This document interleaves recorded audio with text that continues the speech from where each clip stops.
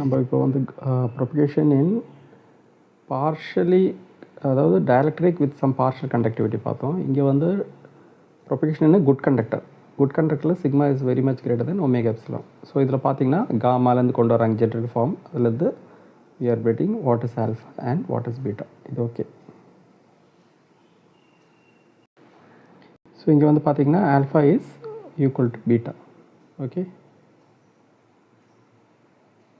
So good conductor வந்து good கண்டக்டர்னாலே alpha beta ரெண்டும் சேமாக இருந்தால் குட் கண்டக்டர். ஓகே.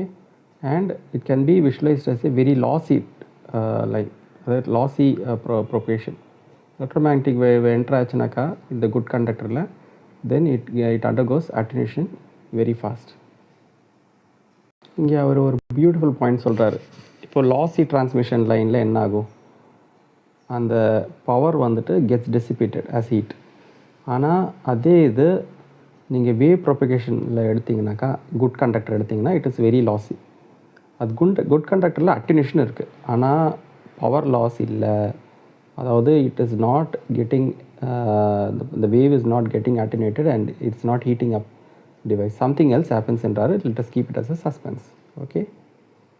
இங்கே வந்து இந்த லாஸி டிரான்ஸ்மிஷன் லைனில் நம்ம வந்து இது பார்க்குறோம், ஆம்ப்ளிடியூட் வர்சஸ் எக்ஸ். இப்போ எக்ஸு வந்து ஈக்குவல் டு 1 hour ஆல்ஃபா. அது வேறு தான் எஃபெக்டிவ் டிஸ்டன்ஸ் வந்து ட்ராவல் ஆகுது. ஓகே. அதுக்கு பிறகு almost like there is a lot of attenuation.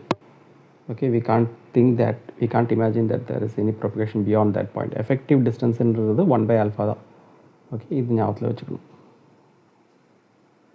So இதோட அர்த்தம் என்னன்னாக்கா, எந்த எலக்ட்ரோமேக்னெட்டிக் வேவ் எடுத்துக்கோங்க, it cannot go deeper into that medium. Okay, into that conducting medium. It cannot go deeper. இந்த 1/alpha இவ்வளோ தான். இப்போ வந்து ஒரு ஃபுல் பெரிய மீடியம் இருந்தாலும் இவ்வளோ தான் வந்து மேக்ஸிமம் வந்து போகும், 1/alpha. அதுக்கு மேலே எந்த ப்ரொபகேஷன் நடக்காது. So that is the effective distance. Okay, basically is Poynting to skin depth, I think so. பாருங்கள், இது வந்து எஃபெக்டிவ் டெப்த்துன்னு சொல்கிறாரு, இதுதான் ஸ்கின் டெப்த்துன்னு வரும். பாருங்கள், டெல்டான்றதே நம்மளுக்கு தெரியும் ஸ்கின் டெப்த்துன்றது. ஓகே. இப்போ இங்கே வந்து ஐடியல் கண்டக்டர் எடுத்தோன்னு வச்சுக்கோங்களேன், சிக்மா இஸ் இன்ஃபினிட்டி. அப்போ delta is equal to 0. So ideal கண்டக்டரில் delta is 0. There is no penetration possible at all in an ideal conductor for electromagnetic waves. இங்கே ஒரு சாம்பிள் இது பாருங்கள்.